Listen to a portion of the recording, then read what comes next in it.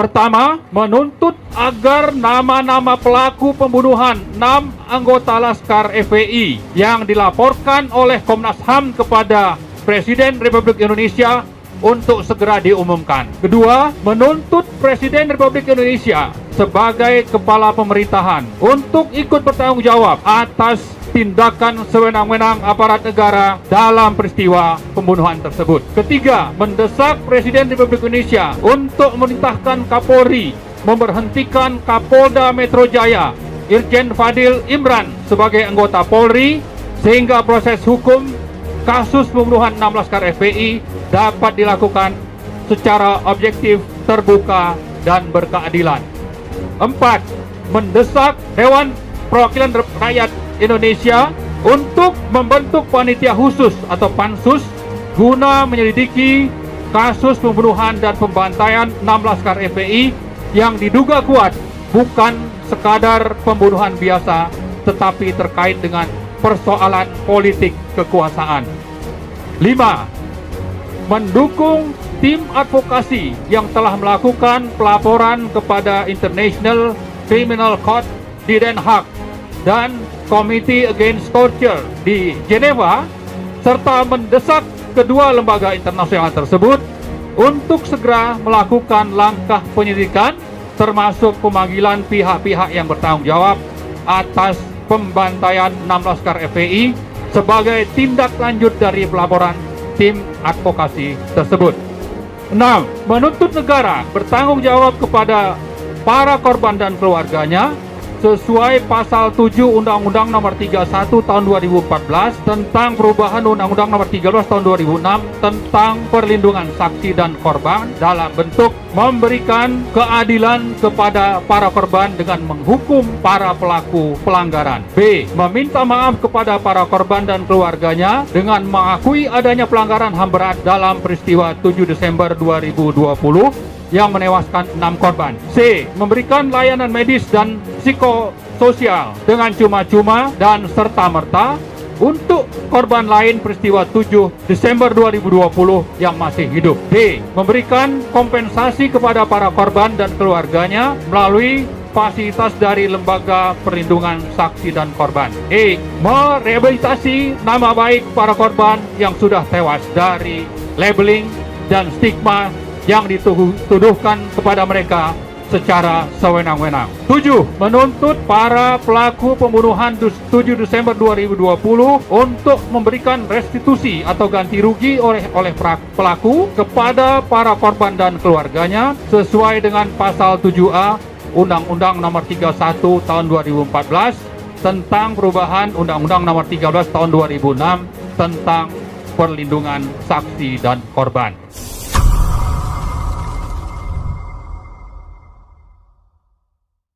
Pertama, menuntut agar nama-nama pelaku pembunuhan 6 anggota Laskar FPI yang dilaporkan oleh Komnas HAM kepada Presiden Republik Indonesia untuk segera diumumkan. Kedua, menuntut Presiden Republik Indonesia sebagai kepala pemerintahan untuk ikut bertanggung jawab atas tindakan sewenang-wenang aparat negara dalam peristiwa pembunuhan tersebut. Ketiga, mendesak Presiden Republik Indonesia untuk memerintahkan Kapolri memberhentikan Kapolda Metro Jaya Irjen Fadil Imran sebagai anggota Polri sehingga proses hukum kasus pembunuhan 6 Laskar FPI dapat dilakukan secara objektif, terbuka, dan berkeadilan. 4. Mendesak Dewan Perwakilan Rakyat Indonesia untuk membentuk panitia khusus atau pansus guna menyelidiki kasus pembunuhan dan pembantaian 6 Laskar FPI yang diduga kuat bukan sekadar pembunuhan biasa tetapi terkait dengan persoalan politik kekuasaan.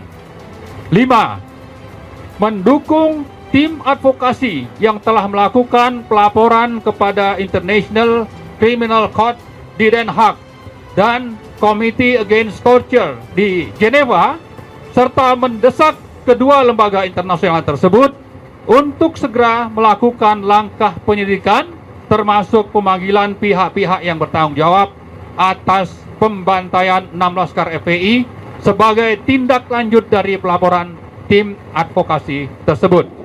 6. Menuntut negara bertanggung jawab kepada para korban dan keluarganya sesuai pasal 7 Undang-Undang Nomor 31 Tahun 2014 tentang perubahan Undang-Undang Nomor 13 Tahun 2006 tentang perlindungan saksi dan korban dalam bentuk memberikan keadilan kepada para korban dengan menghukum para pelaku pelanggaran. B. Meminta maaf kepada para korban dan keluarganya dengan mengakui adanya pelanggaran HAM berat dalam peristiwa 7 Desember 2020 yang menewaskan 6 korban. C. Memberikan layanan medis dan psikososial dengan cuma-cuma dan serta-merta untuk korban lain peristiwa 7 Desember 2020 yang masih hidup. D. Memberikan kompensasi kepada para korban dan keluarganya melalui fasilitas dari Lembaga Perlindungan Saksi dan Korban. E. Merehabilitasi nama baik para korban yang sudah tewas dari labeling dan stigma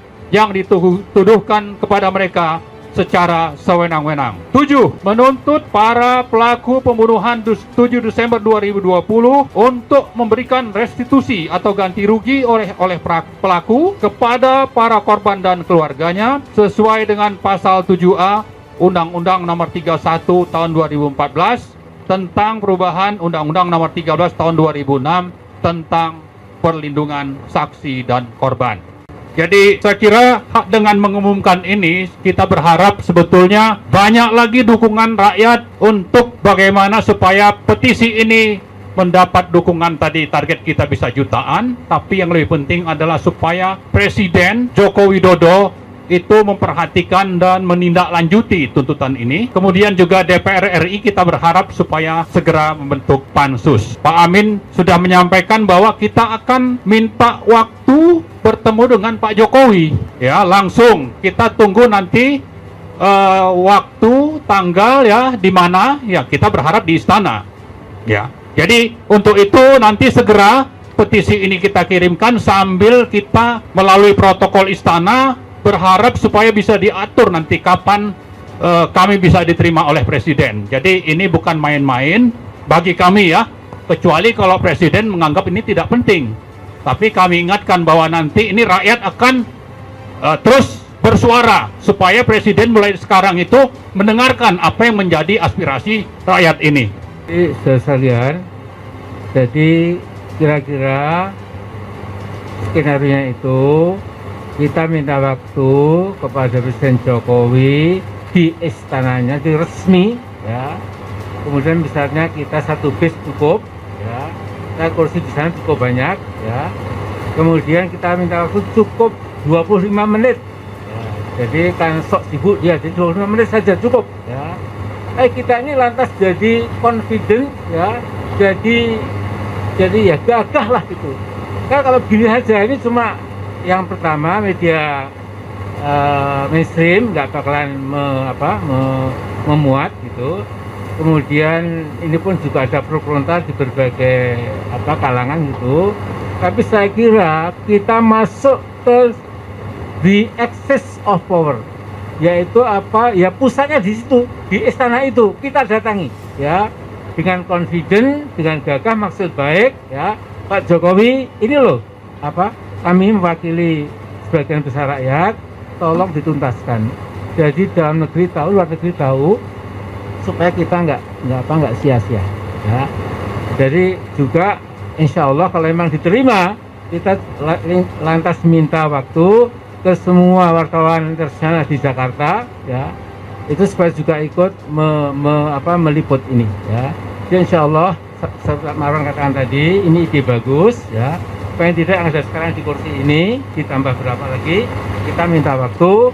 Jadi kita gagah ya, kita on equal footing, kita sama duduk sama beri sama tinggi dengan presiden itu, kita rakyat. Jadi jangan merasa kita kecil, jangan ya. Memangnya siapa dia, karena dia juga siapa kita ini dia, sama-sama ya. Kira-kira itu, yang lain juga terus. Jadi insya Allah jelaskan. Tadi ada kesepakatan bahwa tim pengawal peristiwa pembunuhan TP3 Antasari FPI akan segera menulis surat resmi ke istana minta waktu pada Pak Presiden Jokowi, harinya, tanggalnya, jamnya terserah istana ya. Kemudian maksimal 25 sampai 30 menit gitu supaya hal yang sebesar ini tidak lewat begitu saja. Dan memang penanggung jawab negeri ini adalah Presiden, dia lurah Indonesia. Nah ini rakyatnya saya kira sama punya hak ya. Jadi Presiden dengan rakyat itu duduk sama rendah, berdiri sama tinggi ya. Kemudian kita minta waktu. Kalau sampai tidak diberi waktu, kita buat lagi permintaan. Dan setelah itu nanti baru kita ngambil langkah-langkah yang lain. Jadi Pak Jokowi jangan khawatir, kita tetap sopan, kita tetap etis, kita tetap estetis ya. Kita dididik oleh agama kita untuk selalu menghargai orang, apalagi Anda Presiden. Jadi minta waktu deh ya.